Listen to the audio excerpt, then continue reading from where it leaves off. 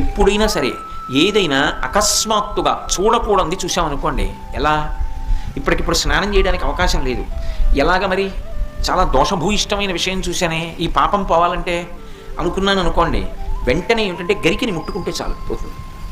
తీవ్రమైనటువంటి పీడకలు వచ్చిందనుకోండి, ఆ పీడకల పరిహారం అవ్వాలనుకోండి ఏ అభిషేకమో చేయించుకోవాలి. శక్తి లేదనుకోండి మీరు అన్ని పూజలు చేయించుకున్నట్టే. స్నానం చేసి ఒకసారి గరికని ముట్టుకుంటే చాలు, స్నానం చేయకపోయినా చెప్పులు ఇప్పి గరికను ఒకసారి ముట్టుకుంటే చాలు.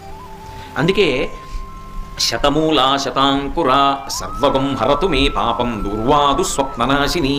ఓ శతమూలా శతాంకుర, నువ్వు అనేకమైన వేర్లతో ముందుకెడుతుంటావు, అటువంటి అంకుర నిన్ను ముట్టుకుంటున్నాను. దీనివల్ల ఏమవుతోంది? సర్వగం హరతు మే పాపం, నా పాపములన్నీ పోతున్నాయి. దుస్వప్ననాశిని, దుస్వప్నములు పీడకల యొక్క ఫలితము పోతోంది. అటువంటి గరిక విఘ్నేశ్వరుడి పాదముల మీద వేసి తీసి కళ్ళకద్దుకుని తల మీద పెట్టుకున్నారనుకోండి, విఘ్నములన్నింటినీ కూడా తీసేస్తాడు.